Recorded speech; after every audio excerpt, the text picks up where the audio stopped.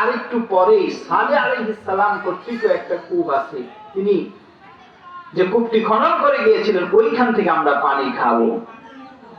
তারপর ওইখান থেকে পানি খাইলেন, পানি খাওয়ার পরে শক্তি সঞ্চয় হলো। এরপরে তারপরে আবার সফর শুরু করলেন। কিছুক্ষণ পরে একটা ঝর্ণা দেখতে পেলেন, বললেন যে আমার হুকুম ছাড়া ওই ঝর্ণার কাছে কেউ যায় না। কোন এক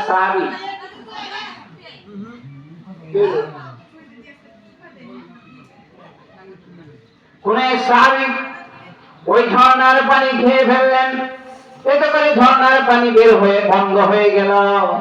আল্লাহর হাবিব বলেন, আমি তো বলেছিলাম তোমরা ঝর্ণার পানিটা খেও না আমার হুকুম ছাড়া।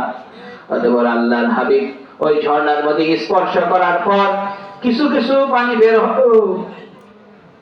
মাশাআল্লাহ, একজন মা 500 টাকা দান করেছে। আল্লাহ তাআলা তার দানকে কবুল করুন, বলেন আমিন।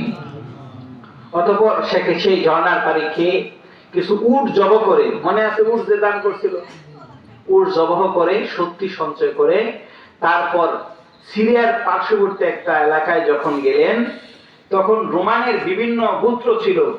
ওই গোত্ররা আল্লাহ হাবিব সাল্লাল্লাহু আলাইহি ওয়াসাল্লামের স্বয়ং উপস্থিতি টের পেয়ে যখন শুনলেন মুহাম্মদ সাল্লাল্লাহু আলাইহি ওয়াসাল্লাম নিজেই এসেছেন, তখন তারা ভয় পেয়েছিল।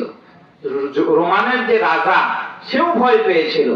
ভয় পেয়ে তাদের অনেকেই আল্লাহর হাবিব সাল্লাল্লাহু আলাইহি ওয়াসাল্লামের কাছে আত্মসমর্পণ করলো এবং তাবুক যুদ্ধে বিনা যুদ্ধে বিজয় লাভ করলো, বলেন সুবহানাল্লাহ।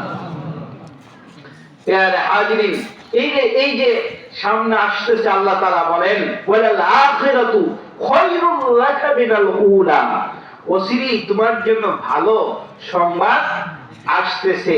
ওয়ালা সাউফা ইউতিকা রাব্বুকা ফাতারদা। প্রিয় হাজিরিন, আল্লাহ তাবারাকা ওয়া তাআলা আপনাকে, আল্লাহ তাআলা বলেন অচিরেই তোমাকে এমন কিছু নিয়ামত আল্লাহ তাআলা দান করবেন যে নিয়ামত পেয়ে তুমি সন্তুষ্টি হবে। তাবুক জয় হলো, এই নিয়ামতে আল্লাহর হাবিব সন্তুষ্ট হয় নাই।